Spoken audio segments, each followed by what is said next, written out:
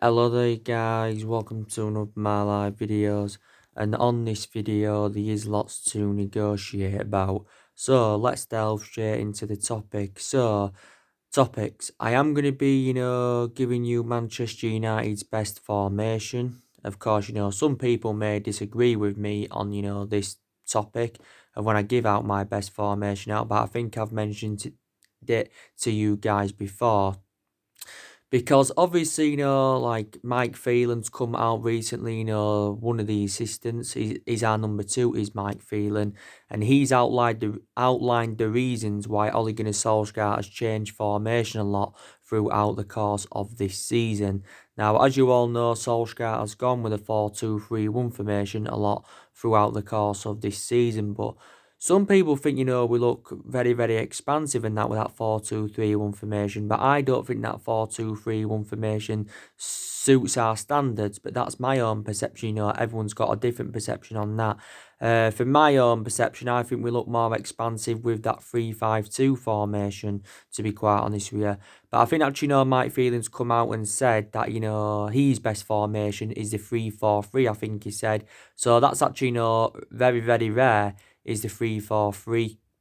I think he also said, he likes the 4-3-3 as well, and we have gone with the 4-3-3 a lot throughout the course, well, a few times throughout the course of this season. But for me, we look more expansive with that 3-5-2 formation.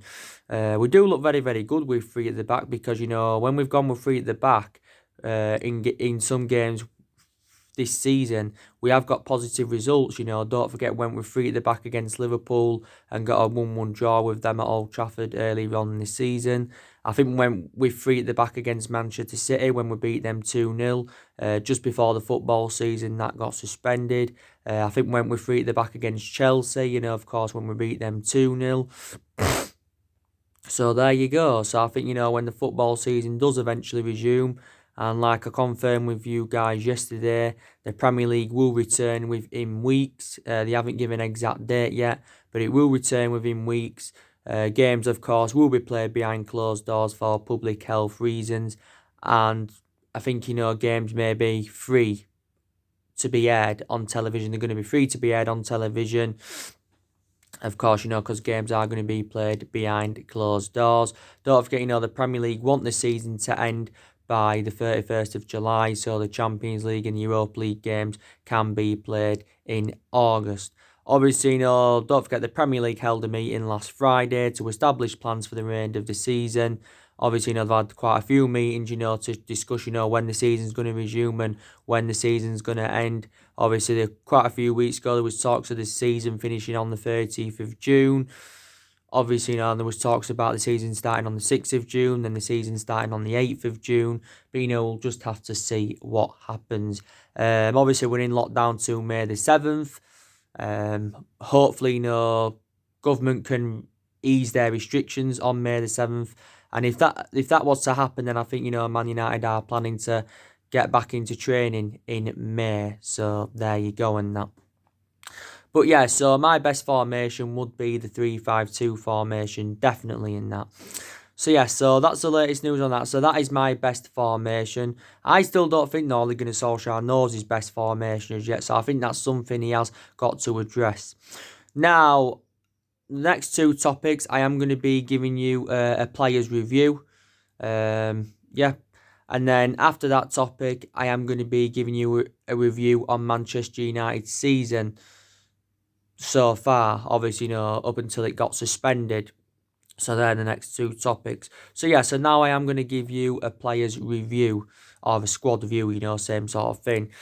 But we will start with, David De Gea. So my perceptions on David De Gea is that I think he has been a liability, at least in the last year and a half or so, or maybe even 2 years, David De Gea.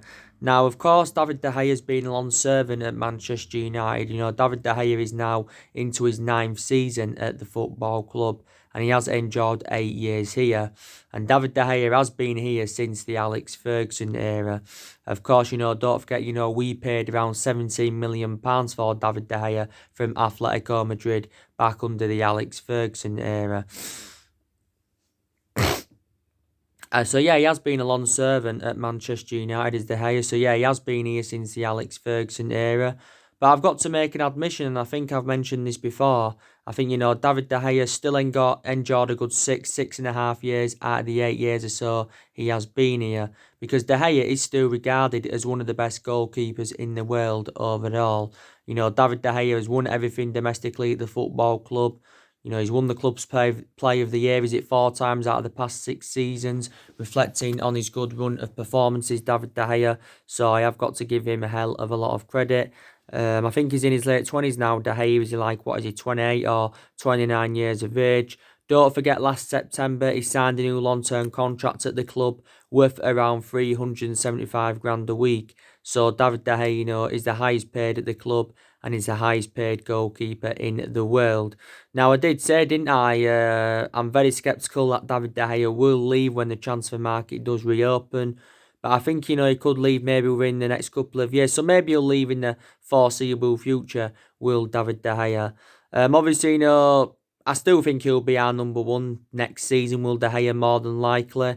There has been reports saying that, Dean Henderson could become our number one goalkeeper next season, because Dean Henderson's expected to return from his loan spell with Sheffield United. Dean Henderson has been on loan with Sheffield United for, is it now, 2 seasons? And I've got to say, he has been a revelation. I still think, he's nowhere near on David De Gea's, level as yet. So I probably would keep David De Gea as our number one, and maybe Dean Henderson, maybe in the next maybe in the next season after, or maybe season after that. I don't. Maybe in the next couple of years, I'd consider, Dean Henderson being our number one. But he is expected to return from his loan with Sheffield United and that. But like I said, David De Gea has made, I think, nearly 400 appearances for Man United in all competitions. I think it's nearly 400 appearances. Or is it 400 appearances? Definitely over 300 appearances in the Premier League as David De Gea. But I think, if he does leave Manchester United, he probably will make a return back to Spain, because, like I mentioned, he began his career in Spain. Don't forget, like 5 years ago, Real Madrid, were very, very close to getting him on deadline day. But due to a fax machine, the deal never materialised. So obviously, he remained loyal to Manchester United. But like I said, Real Madrid were in for him for several years. PSG and Juventus have also inquired about his availability. So yeah, so that's my perception on David De Gea. Sergio Romero, I'll give my perception on him now. I think Romero's a very, very good goalkeeper.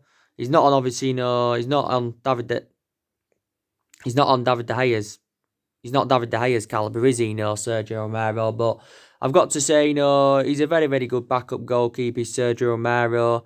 Not good enough yet, to become our number one. He tends to play in like the cup games, doesn't he, Sergio Romero? We always play him in the cup games. I think, Romero's contract does expire with the football club next year. He's under contract with us until the summer of 2021. But yeah, very, very good backup goalkeeper.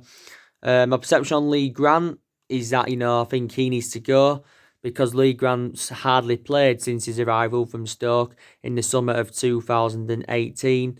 I think Lee Grant's out with injury, so he is a long-term absentee, is Lee Grant. I can recall him only playing in 1 or is it 2 games this season, Lee Grant. But yeah, he's another one of the goalkeepers we've got. Obviously, Joe Pereira. Is he out on loan, Joe Pereira, if I'm right? I might be wrong about this. Is he on loan at Hearts, if I can remember rightly? So, we've actually got quite a few goalkeepers. So yeah, so that's on that. That's my review on them. Wan-Bissaka now, I've got to give my perception on him. I think he's enjoyed a very, very good season for Manchester United as Wan-Bissaka. Of course, we paid £45 million for him from Crystal Palace last summer. Want the add-ons included, so it risen it up to like £50 million. But I've always rated Wan-Bissaka. I even liked him, when he was at Crystal Palace. And Wan-Bissaka, made his senior debut in February of 2018 for Crystal Palace. But I've got to say, very, very good player is Wan-Bissaka. He's regarded as one of the best right-backs in the Premier League.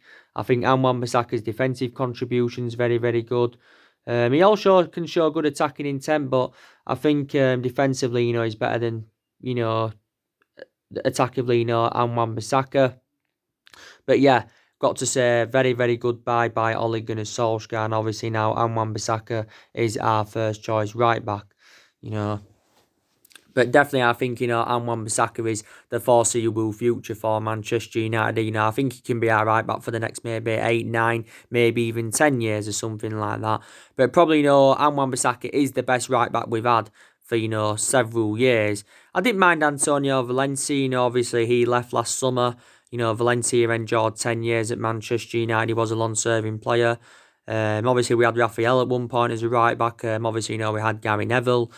But yeah, Wan-Bissaka is the best right back we've had for quite some time. So that's my perceptions on him. And I think also, his distribution is very, very good. Wan-Bissaka, maybe there's still some slight aspects of his game that need to improve. But I think prior to that, very, very good. Now, going to give you my perceptions on Diego Dalot. Obviously, Diego Dalot is our backup right back to Wan-Bissaka. Now, my perception on Diego Dalot is that I think, we need to give him a couple of seasons, Diego Dalot, at least, because Diego Dalot is only young. How old's Diego Dalot? He's only 21 years of age, isn't he? Now, as I've been keeping up to date of what's been going on with Diego Dalot, there was reports coming out earlier on this week, and they'd said, that PSG have expressed an interest in Diego Dalot. PSG have been interested in him. This was stemming from the Portuguese press, by the way. And, we're open to selling Diego Dalot. It said, we want in the 30-odd million pound range for him. Because obviously, want to get more for Diego Dalot than, what we paid for him. Want to generate more than what we paid, because we paid £19 million in from Porto back in the summer of 2018. Jose Mourinho got Diego Dalot in his final transfer window at the football club. And it also says that Tottenham have expressed an interest in Diego Dalot. Now, like I said, I think he's only made one start in the Premier League this season. His appearances, have been limited, due to his injuries. But I still think Diego Dalot can be the foreseeable future for Manchester United. I've got to say, I think he's a good backup to Bissaka, because if Bissaka was to get injured, then who would we put in that right back position? Obviously, Diego Dalot. So probably, we won't sell him. It's just rumours that are coming out, but maybe we could sell him, But I don't really have a perception on Dalot, because he hasn't played much for Man United, since his arrival, for me to have a perception on him. I think he did play at the right wing quite a few times towards the back end of last season, because analysing it last season, this was before Bissaka came in, obviously Ashley Young was our first choice right back. And, Young I thought was good back in the day. Obviously, Young endured 8.5 years at Manchester United. I thought he did well in his first couple of seasons, but I think probably Young then had a bad 5 or 6 years at Manchester United and that. But yeah, that's my perception on Diego Dalot. Harry Maguire, got to say, very, very good. Been a very, very good signing for Manchester United. Of course, we paid £80 million for Harry Maguire last summer from Leicester. Of course, Harry Maguire is the most expensive centre-half in the world, and is the second most expensive signing at the football club. Now, I think probably Harry Maguire's in the top 10, I wouldn't say he's in the top 5 or top 6, but I'd say, he's definitely in the top 10 is Harry Maguire. I think his distribution's very, very good. He shows that ability to play out from the back and that, and I think he's also very, very effective in the air. Harry Maguire, I think, has got 2 goals for the football club since his arrival. I think scored his first Premier League goal against Chelsea and scored in the FA Cup against Tranmere. So scored 2 goals for the football club. And we did make the right decision by giving Harry Maguire the captaincy on a permanent basis. We give him the captaincy reflecting on Ashley Young's departure and that. But definitely, I can say that Harry Maguire is the foreseeable future for Manchester United. He's nowhere near, he's not in, he's not on Virgil van Dijk's calibre. He's nowhere near as good as Laporte. But I still think, Harry Maguire, is a decent centre-half, to be quite honest with you. But yeah, and I think, is he what, Harry Maguire? Is he 26 or 27 years of age, if I'm right? So yeah, I've got a good perception on him. Victor Lindelof. Now, I've also got a good good perception on him? Because I think, Victor Lindelof's been a very, very good centre-half for us. Now, Victor Lindelof is in his third season now. This is his third season as a Manchester United player. Of course, we paid £30 million for him from Benfica back in 2017. So, yeah, we did get him under the Jose Mourinho era. Now, Victor Lindelof struggled for consistency in his first season, didn't really settle in. But I've got to say, last season, this season, a lot of aspects of his game have really, really improved, and I think he's blended in very, very well alongside Harry Maguire in our back line as Lindelof. So I've also, got to give him a lot of credit. He's not world class as yet, he's not on Harry Maguire's level and all that, but I still think, he is a very, very good centre half. Now, Eric Bailly. Yeah, very, very good player. Very, very good player again is Eric Bailly. My element of concern about Bailly is that he's very, very injury prone, is Eric Bailly. He's sustained quite a lot of injuries as a Manchester United player. Now, Eric Bailly, of course, this is now his fourth season with Manchester United. Of course, we got him under the Jose Mourinho era. He was Jose Mourinho's first signing. We paid around £30 million for him from Villarreal. But that's my only concern about Bailly, that he's injury prone, because when he plays, he's very, very good. Shows that ability to play out from the back. Distribution good, very effective in the air. Bailly is one of our backups, but some people are saying, Bailly shouldn't be our backup. Be a backup centre half because he's too good to be a backup centre half. Is Eric Bailly, so there you go. But that's my perception on Bailly. Obviously, Tuanzebe. Now, obviously, he's another one of our backup centre halves. He's Tuanzebe. To be fair, Tuanzebe did well early on in the season when he played, but of course, Tuanzebe has been out with injury. So there you go. But yeah, he's he's one of our backup centre halves. Fosu-Mensah, let me give you my perception on him. Is that I don't really have a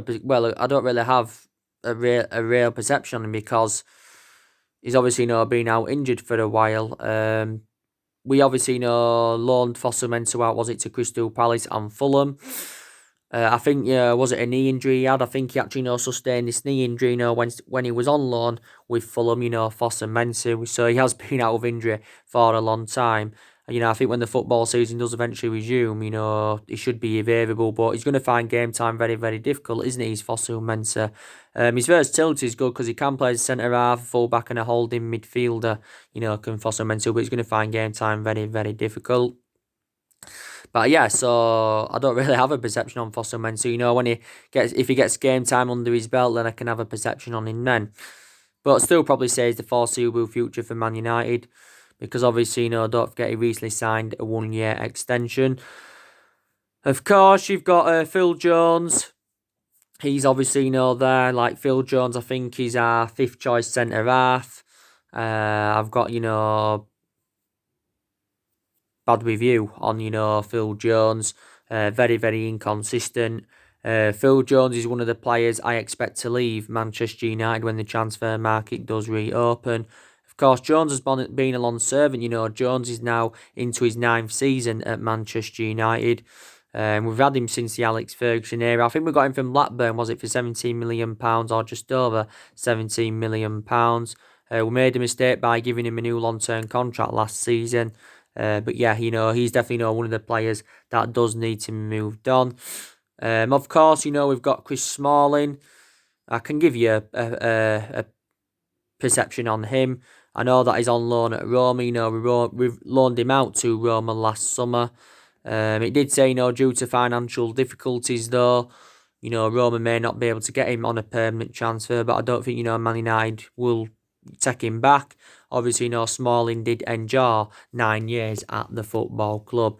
And I thought, he did quite well, for Manchester United, did Smalling. I think he did when we first got him under Ferguson. I think he made his debut in the 3-1 win against Chelsea in the Charity Shield. I think we only paid about, was it £2 or £3 million for him from Fulham. But, the mistake we made last summer, was getting rid of Smalling. What we should have done is we should have got rid of Jones and probably, kept Chris Smalling. But I think, Chris Smalling's definitely a better centre-half than Phil Jones, to be quite honest with you. But yeah, But I think he's not a world-class centre-half, but I thought he was a pretty decent centre-half for us. And, Chris Smalling has done very, very well on his loan spell with Roma so far. And I think he's even keen on staying at Roma permanently. Marcos Rojo, giving my perception on him. Obviously, we loaned him out to Estudiantes last summer, Marcos Rojo. And I think, Rojo did say the other week, that he wants his loan extended by a further 6 months with Estudiantes. There's no point in us getting Rojo back because, Rojo's not going to get in the team. And I think, Rojo is like our sixth choice centre-half. But giving my perception on him, when he was at Man United, I think he was mainly inconsistent. Never really, got any opportunities, did he? Rojo, I think he was also very injury prone as well. I think, we paid, was it around, I can't remember, was it around £15 million to him from Sporting Lisbon back in 2014? So I think Rojo did enjoy actually, 6 years with Manchester United. But yeah, I can't see us getting him back. He began his career in Argentina, didn't he? Did Marcos Rojo. My perception on Luke Shaw, I've got to say, I've got to give Luke Shaw a lot of credit because, he was injured for was it 2 or 3 months earlier on in the season. But, since he's come back from injury now, I think he really, really has hit the ground running as Luke Shaw. Now, Luke Shaw is into his 6th season as a Manchester United player. So he has been a long-serving player. We paid around £30 million to him from Southampton back in 2014. Don't get me wrong, Luke Shaw's endured some very difficult spells as a Manchester United player. And he is very injury-prone, so that's an element of concern. But I think prior to that, a very, very good left-back is Luke Shaw. Very, very good left-back, Luke Shaw. And don't forget, was it back in October 2018, if I'm right, he signed a new 5-year contract with Manchester United. But I think Luke Shaw is the foreseeable future for the football club. But yeah, I think he's our first choice left-back. And I think, he needs to he needs to remain our first choice left-back. Obviously, I know you've got Brandon Williams. Brandon Williams has done very, very well in the games he has played in throughout the course of this season. But I think, Brandon Williams is still inexperienced at the moment. Obviously, Luke Shaw's a lot more experienced than Brandon Williams. But yeah, so I've got a good perception on Brandon Williams, though. He's done well. It's only been his first season in the senior squad. So when he gains a bit more experience, Brandon Williams, that's when I probably would put him as our first choice left back. Because I did a video the other day saying, who should be our first choice left back, Luke Shaw or Brandon Williams and that. If Luke Shaw had hit the ground running, when he came back from injury, then maybe Brandon Williams would, become our first choice left back. So there you go. So there are my perceptions on them. Now, my perception on Fred, again, I think, he's enjoyed a very, very good season as Fred for Manchester United. Got to give Fred a hell of a lot of credit. Obviously, he's been here since the summer of 2018. Of course, we paid £50 million for him from Shakhtar Donetsk. And, my perceptions were totally comparison on Fred, when we first got him in and, when we had him under the Jose Mourinho era. There was nothing much really to say about him because he never really got any opportunities under the Jose Mourinho era. But, since Solskjaer come in, Solskjaer has given Fred his opportunities and he has been very, very impressive. Fred can pass the ball well. I think he's very, very mobile. And yeah, so a lot of aspects of his game have really, really improved. And Fred is one of our first choice midfielders now. So let's just put that into the equation. He's one of our first choice midfielders. My perception of McTominay, I think, he's enjoyed a very, very good season as McTominay for Manchester United. Of course, don't forget, he was injured for quite a while.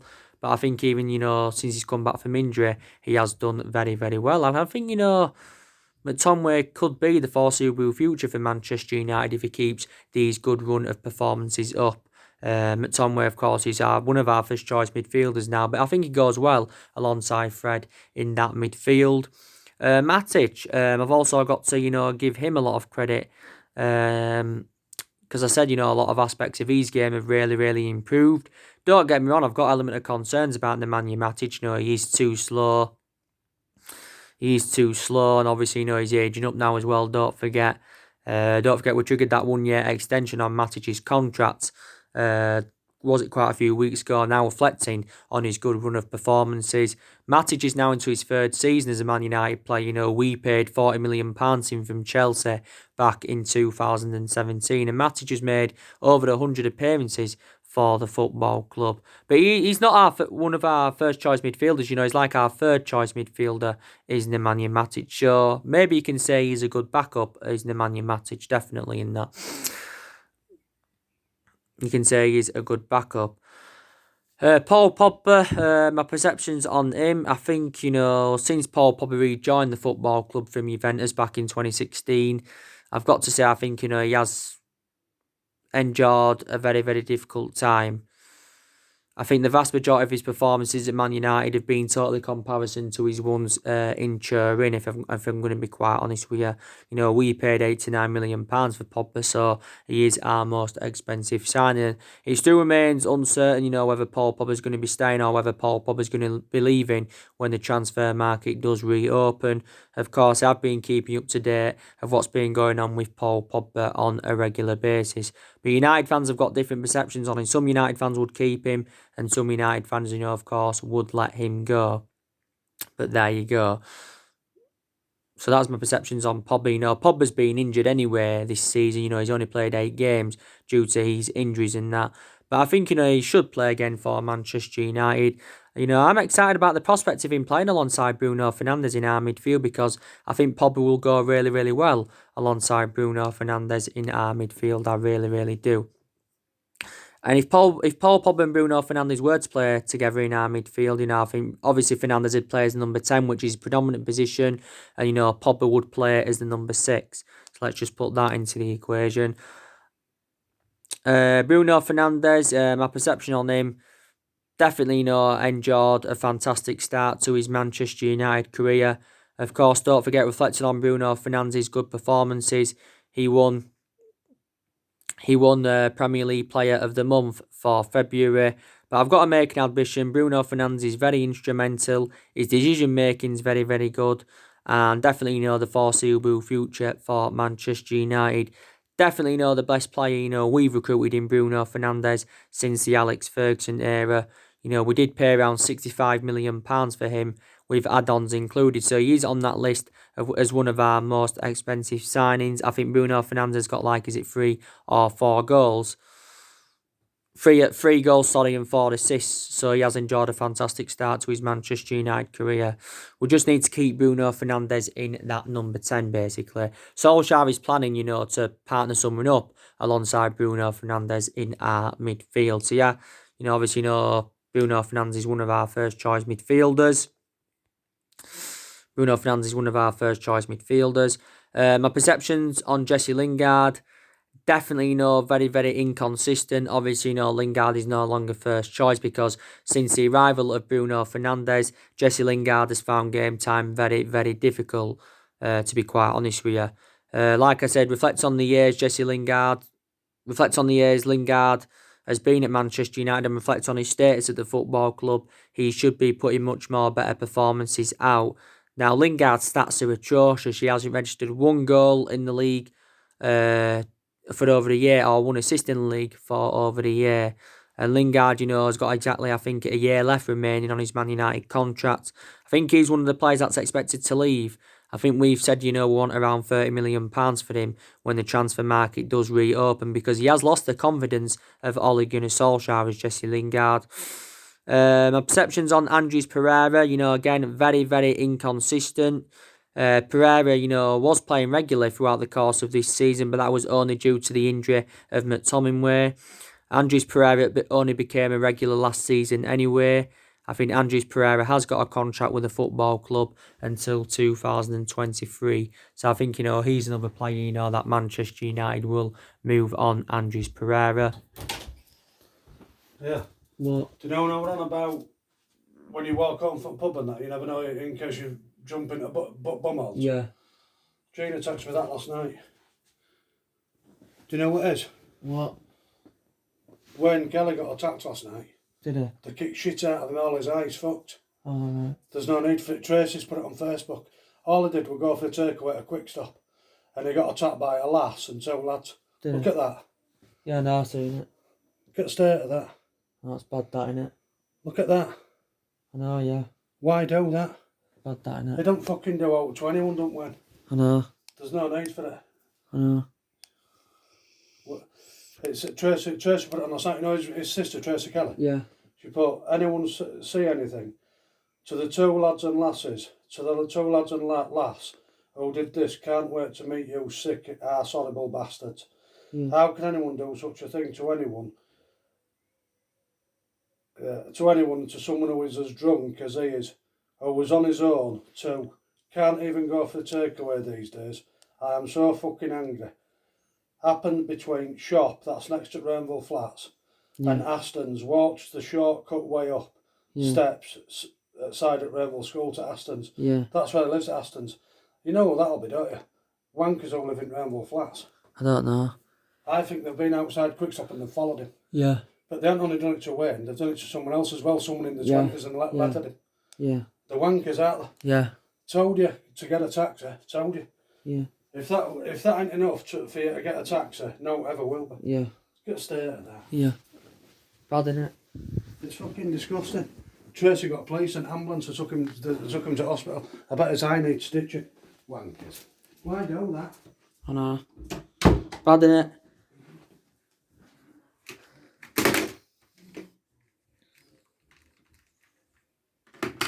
But yeah, like I was saying, yeah. So Sanchez, you know, he's another one. Got a really, really, you know, bad perception on him. Obviously, you know, he's on loan at Inter Milan. I think, you know, he's going to be coming back to Manchester United because, you know, we're going to struggle to get rid of him on a permanent transfer. Like I said, Sanchez is facing a dilemma because Inter Milan don't want him permanently in that. But he enjoyed difficult 18 months at Man United. Rashford, you know, I think, you know, he's been one of our best players this season, of course, before he got injured. I think, you know, Martial, you know, rejuvenated himself before the football season was suspended. You know, Martial's been playing in that number 9 role this season. You know, Daniel James, you know, I've also got to make an admission, you know, he's also done very, very well in that. So, yeah, that is your squad review. You know, Greenwood, he's enjoyed a very, very good season. I think Mason Greenwood's a very, very good backup for us. Obviously, you know, I've got to say, you know, Angel Gomez, well, don't really have a perception on him because Angel Gomez hasn't really, you know, been given any opportunities this season. So, yeah, so that's everything to update you today, guys. Drop your comments, likes below on the channel. If you do, consider subscribe as always and take care. God bless. And I'll see you all again very, very soon.